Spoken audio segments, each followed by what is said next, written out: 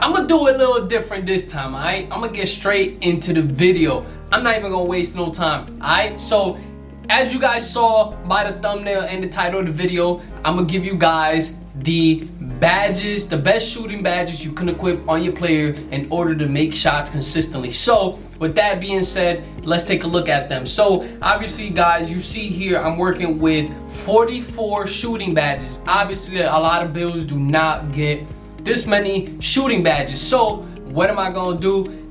I am going to give you guys an estimated amount of what badges you can equip, or like depending on, you know, an average, which sits around maybe 23 to 30 range of shooting badges on most builds. So let's go ahead and, you know, take a look at the badges. Also, guys, keep in consideration that I added the extra badge points into my shooting in order so that way I can get 44 shooting badges. So let's get into it. Let's take a look at them. I'm gonna give you guys the main badges first, and then I'm gonna give you guys the accessory badges second, and then after that I'm gonna go ahead and give you guys some badges that you can add to off-ball shooters if you're not really the primary ball handler. All right, so let's take a look. So obviously here I get blinders on Hall of Fame. This is my shooter. So you need blinders. This is one of the main badges. If you could get this badge, make sure you get it. Even if you're a corner shooter or a hash shooter, you need blinders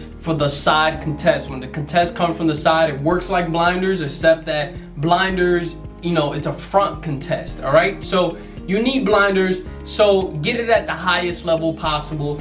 Circus 3s. If you can't get Circus 3s on Gold or Hall of Fame, don't even bother with it. But if you could get it on Hall of Fame, make sure you put that on Hall of Fame. If you could get it on Gold, put it on Gold. Trust me, it's a really good badge. As you guys can see, this game is, trust me, a lot of fades are involved in this game. So make sure you put Circus 3s at the highest level. Deadeye, make sure you put Deadeye at the highest level, guys. So if you could only get it on Silver, make sure you put it on Silver. If you get it on Gold, put it on Gold.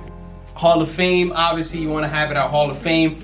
We're gonna get back to the accessory badges. These are accessory badges right here. Stop and pop, depending on the kind of shooter you are. If you're a hash shooter, I would recommend putting stop and pop on. If you're a primary ball handler, put stop and pop on. If you are if you're a corner shooter, like a lock type of build that you normally don't handle the ball much, you don't really need stop and pop, to be quite honest with you. So if you can't put it on and you're a hash shooter and a primary shooter, make sure you put this at the highest level. Catch and shoot, we'll get back to that.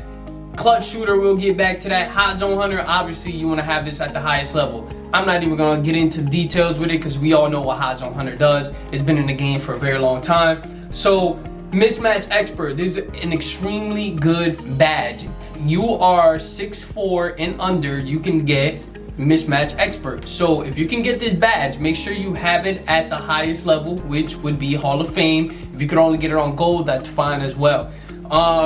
We'll get back to these badges. Those are accessory badges. Now, Chef. Chef is a good badge if you're the primary ball handler. If you're not the primary ball handler or a hash shooter, as I said before, you do not need Chef. So if you're like a corner shooter, like a lock type of build that normally sits in a corner and doesn't handle the ball, you do not need Chef. The preferred one would be Limitless Spotter, and the best level for Limitless Spotter would be Gold and Hall of Fame. Don't put this any lower than Gold and Hall of Fame. Trust me, it's not as effective. Trust me, I'm telling ya. Now let's go rewind back. So corner specialist, this is an accessory badge, fadeays, rhythm shooter, and obviously we want to have sniper, right? You want to have sniper, and now on Hall of Fame, we all know what sniper does, and it's a great badge. So now let's rewind back to the accessory badges, as I promised you guys. So an accessory badge would be like Green Machine, Lucky 7 on bronze. Like, these are the best levels for these accessory badges, guys. It would be Green Machine on bronze, Lucky 7 on bronze.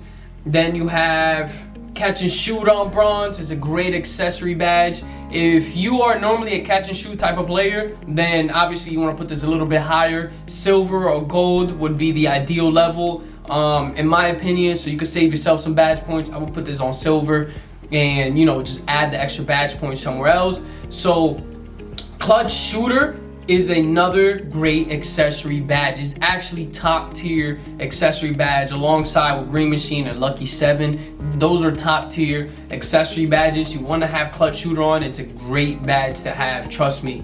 In clutch moments, you'll be able to make those, like your three-pointer, mid-range, or whatever the case may be. Even your free throw goes up crazy. I'm trying to tell you, that badge activates in the fourth quarter, even if you're up by 20 in the rec, pro-am, whatever the case may be. The badge activates even if you're up by 20, especially shooting free throws. So slippery off ball, you don't really need it. Trust me, you don't need it. You don't need slippery off ball. You don't need difficult shots.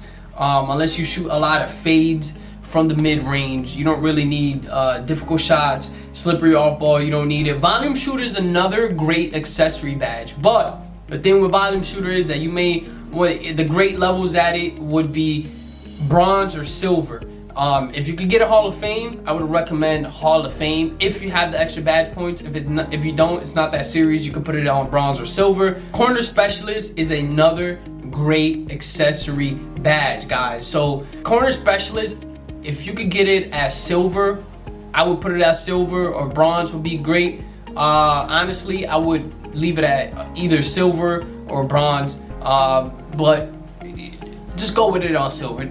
Just go with it on silver, trust me. And then, like I said, Limitless Spot Up, if you could get it on gold, or you could get it on Hall of Fame, those would be the ideal level. Anything lower than that is really useless. Rhythm Shooter is another good accessory badge if you are a player that normally handles the ball. If you normally handle the ball and you're doing dribble moves and stuff like that, Rhythm Shooter is a good badge to have, at least at the bronze level, if you have the extra badge points. If you don't, then trust me, it's not that serious. It's not make or break. The more important badges at the bronze level would be Lucky 7, Green Machine, and Clutch Shooter.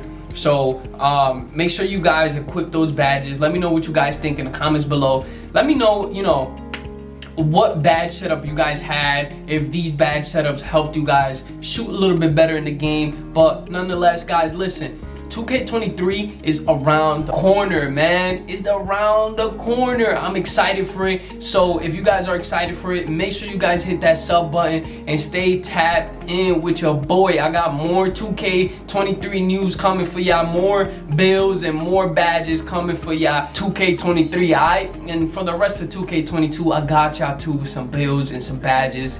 And if they have, whatever news they have, I got y'all, man, alright? So make sure y'all hit that sub button. I love y'all, man. It's your boy, New York Minute, and I'm out. Peace.